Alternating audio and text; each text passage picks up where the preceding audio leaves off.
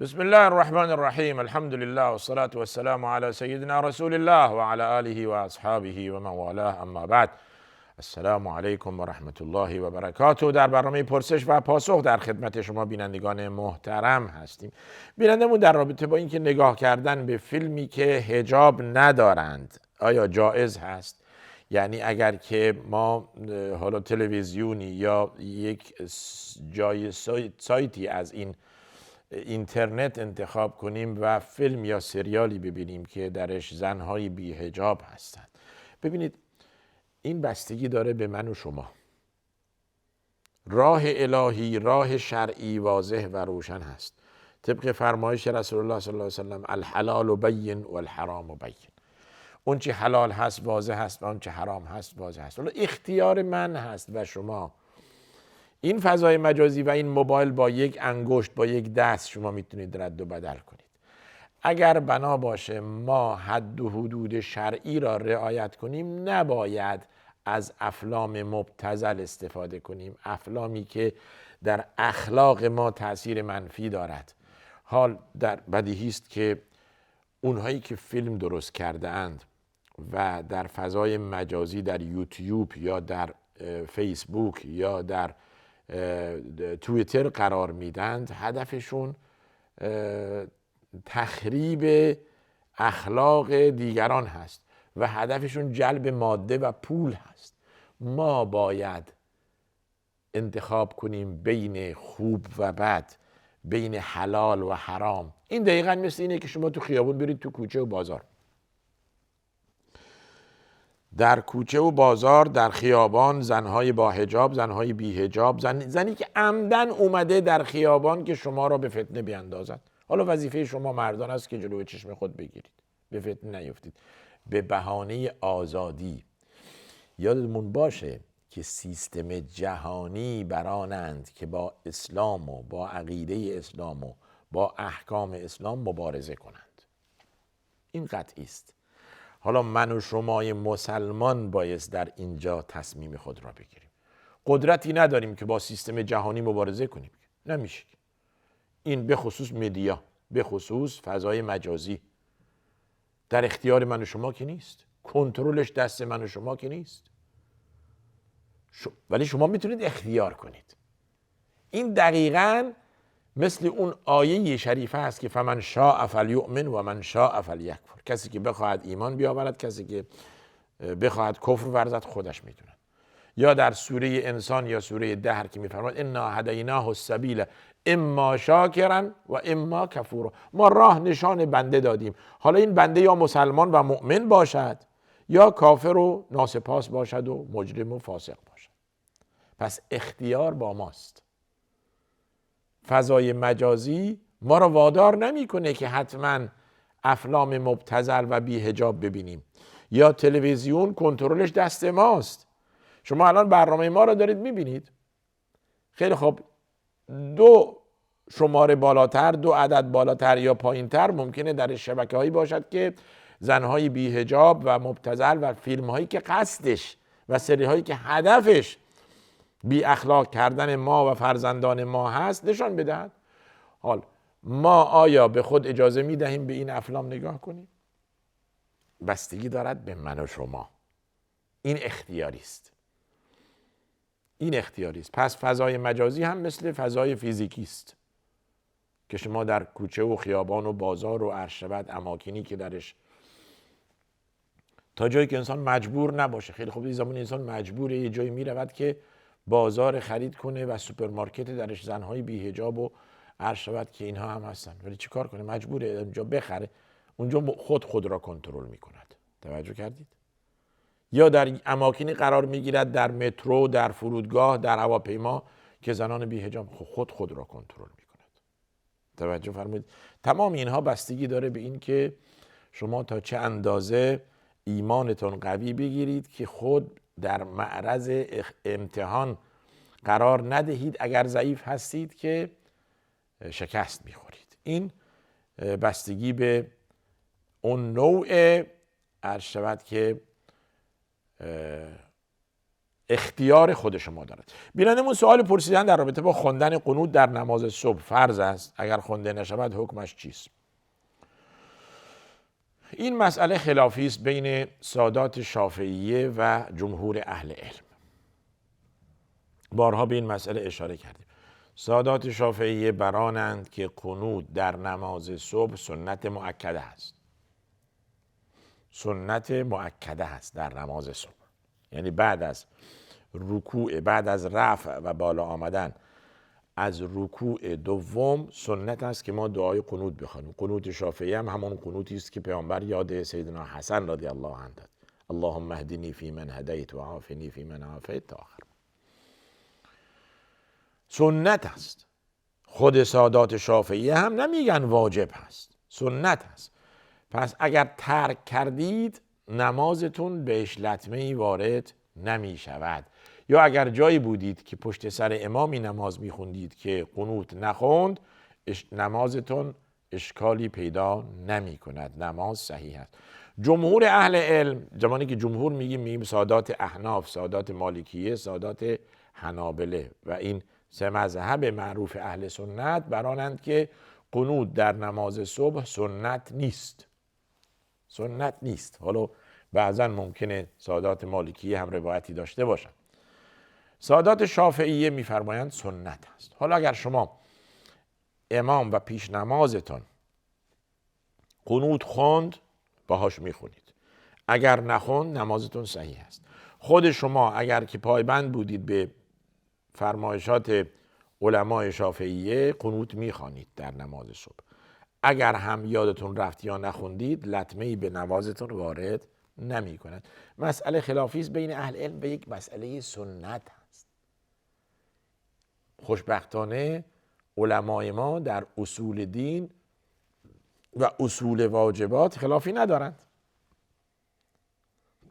در فروع دین و فروع واجبات که اگر انجام دادید فبها، انجام ندادید لطمه‌ای به عبادت شما وارد نمی کند. بسیار خوب. این هم حکم دعای قنوت در نماز صبح. بینندمون در رابطه با این که با عرض سلام آیا نماز را به دلیل مشکل خروج ادرار و سلس البول قضا کنیم اشکال داره؟ دوست عزیز، خروج بول لا ارادی و سلس البول در اصطلاح فقهی نمازتون را باطل نمی کند. لازم نیست نماز را قضا بخوانید. در وقت دخول نماز، حالا این نماز چه صبح باشد چه ظهر باشد، وقت داخل می شود و شما خود را طاهر می سازید، دستشویی، طهارت، بعد وضو، بعد به نماز می ایستید. حال اگر در اثنای نماز قطراتی از شما از ادرار خارج شود لا ارادی است. یعنی چی؟ یعنی به عمد نیست، بدون کنترل خودتون خارج میشه و این موضوع نباید سبب وسوسه در شما شود، نباید سبب این که شما دچار تشویش بشوید که آیا نمازتون باطل شد باطل نشد. نه، باطل نیست، تمام شد. در یک کلام نماز باطل نمی شود برای کسی که مبتلا به سلس البول هست و این لا ارادی است. و شبیه این برخی از بینندگان میپرسن که بعد از پایان قضای حاجت از دستشویی که بیرون میاییم وضو گرفتیم، بعد احساس میکنیم یک قطره دو قطره از ما خارج شده. این اشکالی نداره، اینها معفو عنه هست، لا ارادی است. ببینید زمانی وضو باطل می شود که به عمد از انسان چیزی خارج شود. این شما بدید دستشویی یا گازی از شما خارج شود یا بادی از شما خارج، این به عمد، به عمد این وضو رو باید. اما بدون عمد که اشکالی نداره و نماز شما دچار خدشه نمی کند. بسیار بینندمون باز در رابطه با گفتن یک روز نماز نخوندم و یک روز از آن بگذره قضا داره، آیا من کافر شدم؟ راهنمایی هم کنید. نه خیر، کی گفته شما کافر شدید؟ ببین این کفر فله‌ای نیست. این کفر فله‌ای نیست که به هر کس داد. شما اگر به عمد نماز نخواندید معصیت کارید، توبه لازم است، راه حل دارد. اگر خوابتون رفت یا فراموش کردید که گناه ندارید، فقط قضا میخواد. خب خیلی ها نماز صبح خواب میرن، خیلی ها نماز عشا یا نماز عصر فراموش میکنن، ولی شما کافر نشدید، مطمئن باشید. کسی کافر است، اون هم با خلاف، که به عمد کل نماز را ترک کند. بهش میگن تارک الصلات. نه صبح، نه ظهر، نه عصر، نه مغرب، نه عشا، نه هیچ وقت، نه در منزل و خانه و نه در مسجد پیداش نشه، نه جمعه، نه شنبه، نه عید نماز نخون، اعتقادی هم به وجوب نماز نداشته باشه، عمدن تارک صلات است. اون چه وقت حکم کفر بهش داده میشه؟ زمانی که حاکم شرع، قاضی، ولی امر یا عالم ریش سفید اون منطقه این را بخواد و نصیحتش کنه. آقا چرا نماز نمیخوانید؟ نماز فاصله و جدایی بین ایمان و کفر است. پیامبر در حدیثی میفرماید کسی که نماز نخواند کافر است، به عمد ترک کند. شما اگر این را میدانید باید به نماز بیستید، اگر نمیدانید هم یاد بگیرید. بعضا میگن که خیلی خب ما توبه کردیم الحمدلله، ما نمیدانستیم که ترک نماز کفره، میم نماز میخونیم، تمام شد، خداوند گذشته را میبخشه. و بعضا اصرار دارن، میگه آقا ما میدونیم که کفره، من میخوام کافر بشم، به تو چی؟ اون زمان یک مسئله جدا، یک حکم علاهده به خود میگیرد. پس این که شما یک نمازی را به عمد یا به سهو یا به خواب افتادن نخوانده اید کافر نمیشوید. چون که نمازی که فراموش شد قضا دارد، نمازی که شما به خواب افتادید قضا دارد، ولی کفری بر این مترتب نمی شود. و مسئله نماز بعد از شهادتین مهمترین عمل است که باید انجام داد. خیلی خب شما نماز صبح خواب افتادید، نماز ظهر که بیدارید، نماز عصر که بیدارید، نماز مغرب که بیدارید، نماز عشا که اون نمازهایی که بیدارید که باید بخوانید، اگر با جماعت هم باشد فبها ارزش بیشتری دارد. این یکی رو باید دانست.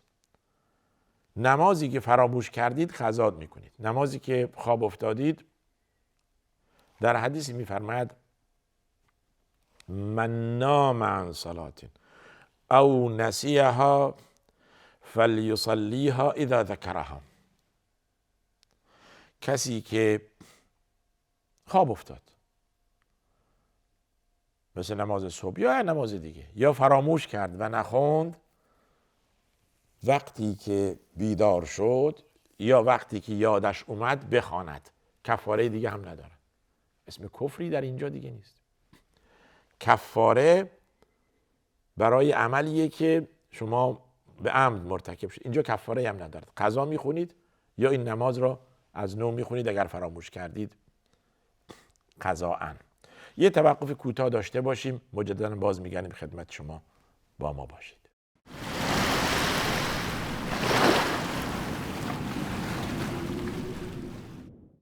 با سلام مجدد. بینندمون در رابطه با این که پسرشون نزد مادرش زندگی میکنه نوشته با سلام و احترام، با توجه به این که پسر من نزد مادرش زندگی میکند که چند سالی است طلاق گرفته، لطفاً بفرمایید تا چه زمان نفقه پسر بر عهده پدر است و شامل چه مواردی میشود؟ ببینید این مسائل قانونی است. این مسائل را باید که به دادگاه و نزد قاضی مراجعه کرد. از زمانی که گفته اید چند سال طلاق گرفته، خب اون که فرزند شما را نگه میکنه، قاضی در اینجا حکم میکند که نفقه فرزند شما با شماست.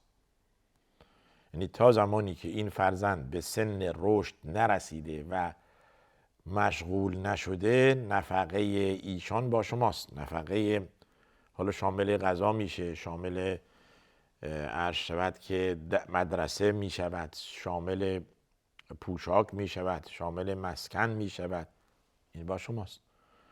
و ایشون هم نزد مادرش زندگی میکنه. پس از زمانی اگر کودک بود، شیر دادن و بزرگ کردن این با شما بود. حتی باید کرایه به مادرش میدادید که به این شیر میدهد.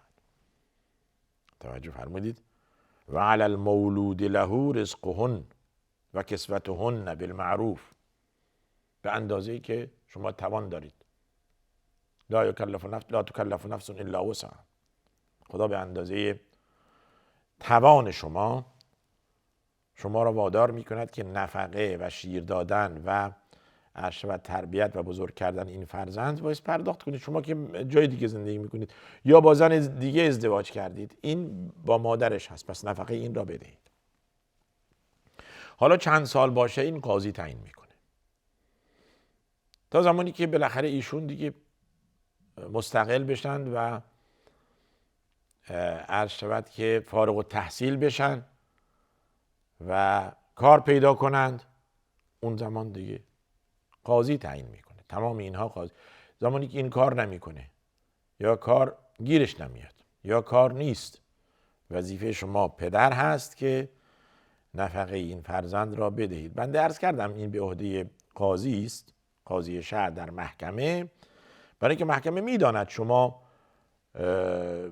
چه کاره هستید، شما درآمدتون چیه و این فرزند شما باید که چقدر نفقه بهش بدهید تا زمانی که به سن بلوغ برسد یا مستقل شود، خود برای خود یک کاری انجام بدهد. تمام اینها برمیگرده به حکم قاضی و نظر قاضی و این حقوقی است، این مسئله حقوق.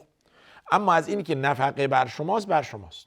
حالا چند سال باشد تا زمانی که مستقل شود این دیگه.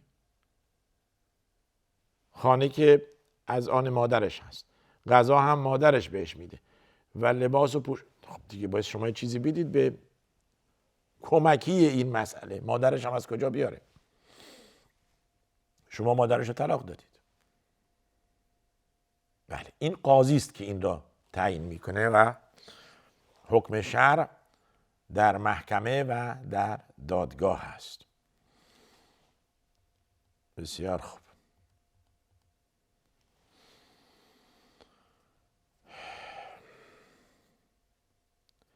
سوال بیننده یک سوال کلی است. چرا دین کاملی مثل اسلام برای بعد از پیامبر برای رهبری امت فکری نکردی؟ یعنی چی؟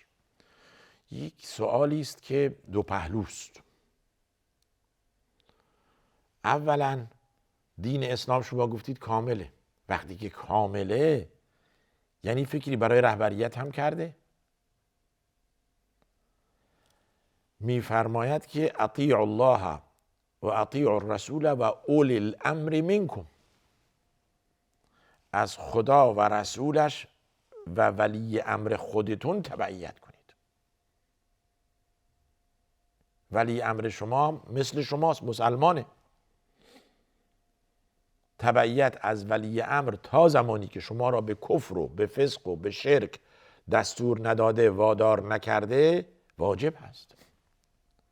چه زمانی شما می توانید لغو دستور کنید؟ زمانی که ولی امرتون ظالم باشد، آدم کش باشد، دستور به کفر بدهد، دستور به شرک بدهد، دستور به فسق بدهد. اون زمان قاعده کلی داریم که لا طاعة لمخلوق فی معصیت الخالق. هیچ طاعتی برای هیچ مخلوقی زمانی که معصیت الله درش باشه واجب نیست. ولی در اصل تا زمانی که کفر بواح ازش صادر نشده واجب الاطاعه هست. توجه فرمودید؟ پس این مسئله برمیگرده به این که ما داریم و پیامبر صلی الله علیه و سلم دین را تکمیل کردن. میفرماید الیوم اکملت لکم دینکم و اتممت علیکم نعمتی و رضیت لکم الاسلام دینا. اتمام و اکمال یعنی نه چیزی کمشه نه هم چیزی اضافه که ازش بکاهیم. پس اتمام و شده با رحلت پیامبر دین تکمیل شده. و جالب اینجاست دین همان است که زمان پیامبر بود و احکام و اصول دین و اصول واجبات و همان است که الان هست ما درش هستیم و همان است تا روز قیامت، تغییری نمیکنه. درسته که اون اسباب این دین ممکنه در یک سری روش ها تغییر کنه، به عنوان مثال حالا مسافرت و احکام نماز قصر و جمع. قبلا حالا با حیوانات با چهارپایان بوده، الان با ماشین و قطار و از شود هواپیماست. خب مسافت در نظر میگیرن، حالا وسیله نقلیه هرچی باشه. توجه فرمودید؟ یا این که وجود انسان برای گواهی دادن یا برای یک مسئله وجود فیزیکیش تا وجود مجازی و اینترنتی. خیلی خب الان فضا مجازی شده کلا. طرف در آمریکا نشسته، یک طرف دیگر در مثلا هند نشسته و هر دو میدانند که اینها حقیقی هستند، چهره همدیگر را میبینند. تمام شد. این یک واقعیت هست. پس دین فرقی نکرده. نماز ظهر همون 4 رکعت بوده، نماز صبح همون 2 رکعته، تغییر نکرده. 1400 سال قبل تا حالا تا روز قیامت هم تغییر نمیکنه. روزه 1 ماه در رمضان هست، از زمان پیامبر بوده تا امروز تا روز قیامت هم هست. حالا گفتید رهبریت امت فکری، رهبریت بعد از خودش میفرماید که هر کس که ولی شما شد، هر کس که رهبر شما شد از بین خود شما، باید در چهارچوب آن شرع حکم کند، ازش تبعیت کنید. میفرماد علیکم بسنتی و سنت الخلفاء الراشدین المهدیین من بعدی عضوا علیها بالنواجذ و ایاکم و محدثات الامور. میگه که شما سنت و راه و روش من و راه و روش خلفای راشدین بعد از من تبعیت کنید، با بن دندان بگیرید، مواظب باشید که اهل بدعت و نوآوری در دین نباشید، برای که این دین چیز جدیدی نمیپذیرد. این دین تکمیل هست. و من یبتغی غیر الاسلام دینا فلن یقبل منه. غیر از اسلام اگر کسی دینی دیگه بخواد ازش پذیرفته نمیشه. دین همین است که شما الان دارید. پس بنابراین درسته که لا اکراه فی الدین، هیچ مجبوری و اکراهی در دین نیست. یکی میخواد دیندار باشه، یکی میخواد بیدین باشه، یکی میخواد، این اختیار خود شماست. و قل الحق من ربکم فمن شاء فلیؤمن و من شاء فلیکفر. کسی چماق نداره، باتوم نداره، شمشیر نداره، سلاح نداره که روی سر شما بزنه آقا یا مسلمان باشی یا میکشیم. نیست اینطوری. و کسی که چنین چیزی گفتم برداشت غلطی از دین داره. اما زمانی که دین مقرر شد، دین اسلام همان است، زیاد و کمی درش به وجود نمیاد. زیاد و کمی در دین نیست. حال بستگی داره که این متدین، این مؤمن چگونه عمل کند. عمل به دین و مقتضای دین واجب هست. خب کم و بیش دیگه. عمل من کمتر از عمل شماست، معصیت من بیشتر از معصیت شماست. و همچنین 2 میلیارد مسلمان در دنیا عملشون کم و بیشه، بالا و پایین میشه. عمل صالحی که خداوند فرموده ان الذين آمنوا و عملوا الصالحات، حالا ایمان هست، عمل صالحش کم زیاد میشه. لذا میفرماید که ایمان با طاعت قوی میشه و زیاد میشه و با معصیت ضعیف میشه و پایین میاد. پس رهبر کسی است که از طرف ملت تعیین شده باشد. بعد از پیامبر ما هیچ رهبری من عند الله نداریم آقا. تمام اون چه گفتند بی دلیل هست، من درآوردی است، یعنی از فکر افراد هست. سیدنا ابوبکر صدیق که انتخاب شد به عنوان جانشین پیامبر از طرف مردم انتخاب شد. بعد از اون هم سیدنا عمر بود، بعد از اون هم سیدنا عثمان بود، بعد از اون هم سیدنا علی بود رضی الله عنهم اجمعین. هیچ کدوم از اونها وحی الهی براشون نبود. بعد از پیامبر وحی قطع شده. هیچ نصی نداریم، نه در قرآن نه در حدیث و روایت صحیح، که جانشین پیامبر که باشد. اگرچه قرائن داریم که برای ابوبکر صدیق تأکید میکند و مردم هم این قرینه را میدونستند و با ابوبکر صدیق بیعت کردند. اما این که ما بیاییم امام درست کنیم بعد از پیامبر و افرادی که بگو من عند الله هست، اینها شرعی نیست. اینها برداشت شخصی است. دستوری از قرآن و حدیث براش نداریم. توجه فرمودید؟ هیچ دستوری از قرآن و حدیث براش نداریم. حتی تعیین ابوبکر و عمر و عثمان عرض کردم و علی، اینها با بیعت مردم بوده. پس حکم مردم بر مردم. اما زمانی که مردم دیدن این صلاحیت ندارد برای حکمرانی، خیلی خوب عزلش میکنن، کسی دیگر را میآورن که صلاحیت داشته باشه. و این یعنی آزادی و این یعنی اون چیزی که غربی ها اسمش میذارن دموکراسی. اما دموکراسی حقیقی، نه دموکراسی افراطی، نه دموکراسی که درش نقص باشد، یعنی حق بیان باشد، حق انتقاد باشد، اما تعدی به حقوق دیگران نباشد. مثلا توهین نباشد.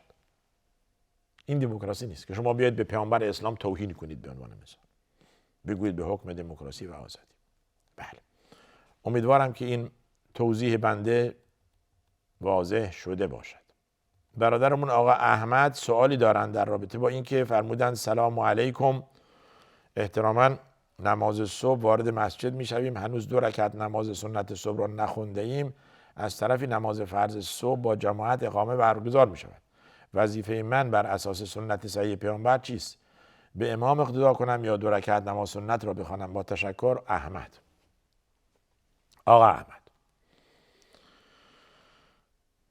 اذا اقیمت الصلاة فلا صلاة الا المکتوبه. پیامبر فرمود وقتی که نماز فرض اقامه شد، هیچ نمازی جز نماز فرض دیگه نیست. یعنی اگر ما در نماز سنت ایستاده ایم، در نماز سنت هستیم یا در نماز سنت ایستاده ایم، نماز سنت را قطع می کنیم و به جماعت ملحق می شویم اگر که اول نماز. اما اگر آخر نماز هست که ما به جماعت ملحق می شویم، یعنی ما در تشهد هستیم و اقامه نماز صبح گفته میشه، نماز را تکمیل می کنیم و بعد به جماعت ملحق می شویم. یه توقف کوتاه داشته باشیم، مجددا باز میگردیم خدمتتون و همین مسئله را با شما بررسی میکنیم. با ما باشید.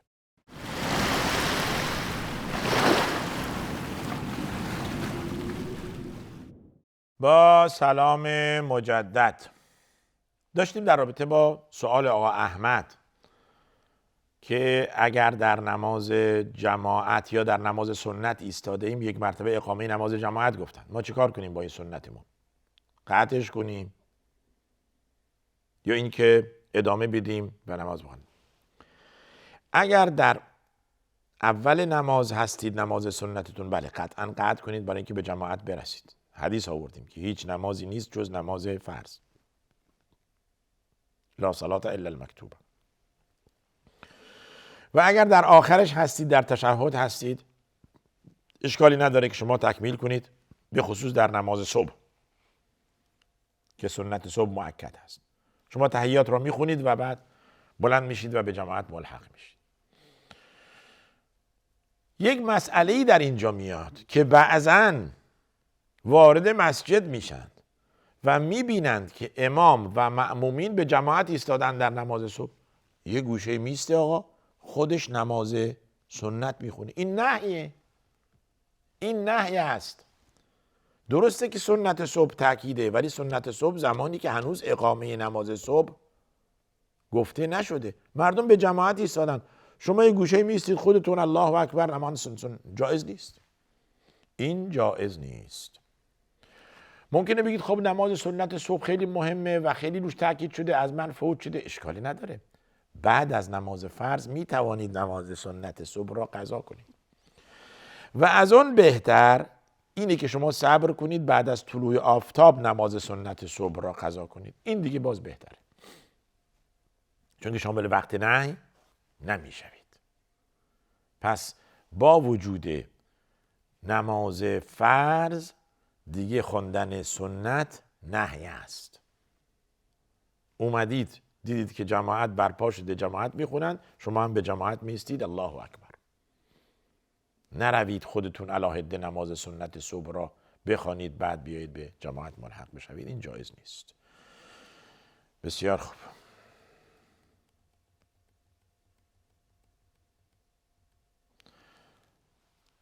بینندمون در رابطه با این که با سلام خدمت شما، سوالم این است که آیا زکات دادن به پدر و مادر خانم یا پدر بزرگ یا مادر بزرگ خانم واجب است یا خیر؟ با تشکر از برنامه شما. ببینید بیننده عزیز، آقا امین، دو قاعده را شما داشته باشید اینجا، دو ستون: والدین و فرزندان. والدین یعنی پدر و مادر، هرچی بالا برود، پدر بزرگ، مادر بزرگ، و فرزندان و فرزندان، نوه و نتیجه. به این دو ستون زکات تعلق نمیگیره. والدین تا بالا، فرزندان تا پایین، زکات به اینها تعلق نمیگیره. اینها از اموال غیر زکات باعث به اینها داد، بلکه واجب است بر شما که از اموال غیر زکات به اینها بدهید، زیرا که میگوین اموال زکات اضافی اموال هست، در اصطلاح دیگر چرک اموال هست. شما نباید راضی باشید به والدین خود چرک اموال خود بدهید. از خود بکاهید و به والدین بدهید، از خود بکاهید و به فرزندان بدهید. این جواب صحیح است. یک روایت، یک قولی هم بین اهل علم داریم که اگر شما نداشته باشید و پدر و مادر شما بدهکار باشند و مبلغ هم زیاد هست و از غیر زکات نمیشه داد، شما این مبلغی که پدر بدهکار است می توانید از اموال زکات بپردازید. توجه کردید؟ این هم یک قولی بین اهل علم هست. و همچنین به فرزندان بدهکاری اینها را از اموال زکات بپردازید. مسئله پدر خانم و مادر خانم جدا از این هستند. بله، شما می توانید زکات به پدر خانم خود بدهید، زکات به مادر خانم خود بدهید، زکات به برادر خانم خود بدهید و همچنین. بر خانم شما جایز نیست که زکات به والدین خود بدهند، بر شما که جایز هست. کما این که بر خانم شما اگر پولدار باشد جایز هست که زکات به پدر شما بدهد. توجه کردید؟ یعنی اگر پولدار باشد و نه اینکه از نفقه شما که بهش میدید به پدر و مادر شما بدهد. نه. پس بنابراین قاعده کلی اینه که زکات به والدین جایز نیست، زکات به فرزندان هم جایز نیست، مگر در حالت استثنایی که عرض کردم. ولی زکات به پدر زن و مادر زن اشکالی ندارد. اگر فقیر باشد شما به آنها زکات بدید. و همین است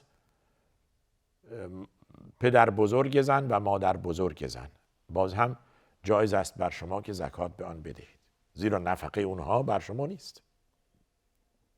نفقه اونها بر شما نیست. بسیار خوب.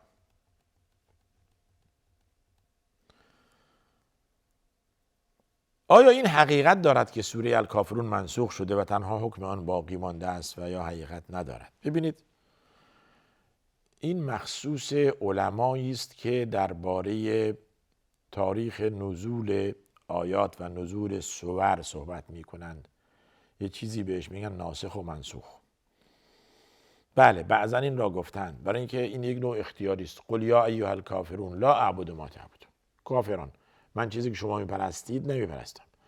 شما هم چیزی که من میپرستم نمیپرستید، من هم اون چیزی که شما میپرستید نخواهم پرستید. پس لکم دینکم ولی دین، دین شما برای شما، دین من برای من.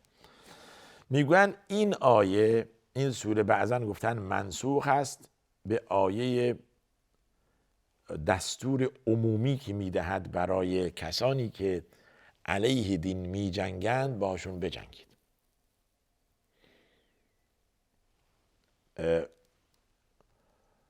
قاتل المشرکین کافتا کما یقاتلونکم کافه. در جای دیگه میفرمود ولی یجدوا فیکم غلظه، تا شدت و قدرت و پهلوانی و نیرو در شما ببینند، نه ضعف و بدبختی. اونچنان که با شما می جنگند با آنها بجنگید. حالا جالب اینجاست که درست پذیرش دین اختیاری است، ولی اگر اونها به ما حمله کردند و میخواهند ما را بکشند، ما را از دینمون بازدارن یا دین را از ما سلب کنن، اینجا ما دفاع میکنیم دیگه. اذن للذین یقاتلون بانهم ظلموا، اونهایی که باشون جنگ میشه بهشون ظلم شده و خدا از اونها دفاع کرده، حق دارن از خود دفاع کنند. تمام جنگ های اسلام دفاعی بوده. میگید نه، برید تاریخ بخونید. هیچ جنگی و هیچ غزوه‌ای از غزوات پیامبر و بقیه مسلمین بعد از پیامبر هجومی نبوده. شما میگید آقا ما در تاریخ خوندیم که مسلمان ها حمله کردن، مسلمان ها اینا رو، بله، ولی کی حمله کردن؟ زمانی که خبر به مسلمان ها میرسید که اینها دارن آماده میشن که یورش ببرن بر شما. پس قبل از این که بر ما حمله کنن ما به اونها حمله کنیم. ابتداعا حمله ای نیست، همه با هم زندگی میکنن. حالا اون هر دینی که داره، کافر، یهود، مسیحی، خودش میدونه. ولی زمانی که میخواد با ما بجنگه و داره آماده میشه که ما را بکشه، ما نمیذاریمش. خبر می آوردن که فلان قبیله از قبایل عرب بیرون از مدینه آماده است که به مدینه حمله کنه. پیامبر میفرمود شما بهشون حمله کنید قبل از اینکه به شما حمله کنند. پس دفاعیه. جنگ های اسلام همش دفاعی بوده و نه هجومی. برای اینکه یهود در مدینه بود تا زمانی که خود یهود غدر نکرد، خیانت نکرد، پیامبرم باشون کاری نداشت، مسلمان ها باشون کاری نداشتن. با هم بودن، با هم میخوردن، با هم بالاخره مشترک بودن، میآشامیدن از همون چاه، از همون زمین، از همون زراعت. ولی اونها اومدن غدر کردن، با کفار قریش هم دست شدن، خیانت کردن، صلحنامه‌ای که نوشته شد و امضا کردن پاره کردن و گفتند شما از بیرون به مدینه حمله کنید، ما هم از داخل شورش میکنیم، حساب مسلمان ها یک مرتبه دیگه از بینشون میبریم. اینجا بود که پیامبر اونها را از مدینه بیرون کرد. پس برمیگردیم به این که قاعده کلی اینه که پذیرفتن دین واجب نیست، اختیاری است. ولی اگر بخواهند به مسلمانان حمله کنند و یورش ببرند، مسلمانان حق دارن از خود دفاع کنند. این خلاصه آن چیزی است که شما در رابطه با ناسخ و منسوخ شنیدید در سوره کافرون. البته حکم ناسخ و منسوخ در قرآن ما زیاد داریم، احکامی مثل این سوره کافرون، و این با علماست که کسانی که احکام ناسخ و منسوخ میدانند و مثلا در عده متوفی عنها زوجها قبلا 1 سال بود، بعد تقلیل یافت به 4 ماه و 10 روز. تخفیف دادن در تعداد سربازان که در جنگ شرکت می کنند. 100 نفر شما 1000 نفر نابود می کند از اونها. بعد فرمود الان خفف الله عنکم و علم ان فیکم ضعفا، در شما ضعف دید. اگر که شما 100 نفر باشید 200 نفر رو میتونید شکست بدهید. و همچنین ما داریم قاعده کلی، اسمش میگذاریم ناسخ و منسوخ. ناسخ و منسوخ در قرآن که مخصوص علماست که تاریخ آن را میدانند و میدانند که چه آیه‌ای چه سوره‌ای کی نازل شده. چون که یکی از علم ناسخ و منسوخ اینه که اون عالم تاریخ نزول این آیه را بداند، شأن نزول این آیه را بداند، و الا که دچار مشکل میشه. لذا علمایی که علم ناسخ و منسوخ دارند تاریخ نزول آیات را میدانند. وانگهی ما در قرآن فقط 2-3 انگشت شمار، 2-3 آیه، 2-3 حکم، بیشتر نداریم که ممکنه نسخ شده، معدود هست. خداوند میفرماید ما ننسخ من آیت او ننسها نأتی بخیر منها او مثلها. اگر حکمی را نسخ کردیم بهتر از آن برای شما میآوریم. و نازل حکم اول الله هست و ناسخ این آیه هم الله هست. پس خود سبحانه و تعالی در 2 مرحله برای ما مقرر میفرماید. مثل آیه مثلا عدم آمیزش در شب رمضان برای روزه‌داران. خداوند فرمود الان به شما تخفیف دادیم. فالآن باشروهن وابتغوا ما كتب الله لكم وكلوا واشربوا حتى يتبين لكم الخيط الابيض من الخيط الاسود من الفجر ثم اتموا الصيام الى الليل. قبلا ممنوع بود که با زنان خود در شب رمضان آمیزش داشته باشید. الان به شما تخفیف دادیم، می توانید با زنان خود آمیزش داشته باشید در شب رمضان، در روز که طبعا حرام است و جایز نیست. پس این تخفیف ها، پس این ناسخ و منسوخ ها از طرف الله هست سبحانه و تعالی، نه از طرف بنده، نه از طرف پیامبر بوده. پیامبر کاری نیست برای حکم را عوض کردن، آیه ای را عوض کردن. ما یکون لی ان ابدله من تلقاء نفسی. خودسرانه نمیتونم آیه ای را عوض کنم، یا این را اینجا بگذارم، یا اون را اونجا بگذارم، یا این را حذف کنم، یا این را بگویم. به من مربوط نیست. این اتبع الا ما یوحى الی. وظیفه من تبعیت از اون چیزی که به من وحی میشه. پس پیامبرم حق ندارد آیه را منسوخ کند، جابجا کند. اون الله هست که آیات را نازل میکنه و فلان آیه را اینجا قرار بدهید و فلان آیه را اینجا قرار بدهید. این دستور و این توقیفی است و از طرف الله سبحانه و تعالی. از این که به این برنامه توجه کردید تشکر میکنم. خدا را میخواهم که به ما تقوای مضاعف بدهد، به ما ایمان بدهد و ما را از شرک و از بت پرستی و قبر پرستی نجات بدهد. و آخر دعوانا ان الحمد لله رب العالمین و صلی الله وسلم و بارک علی نبینا محمد و علی آله و صحبه اجمعین.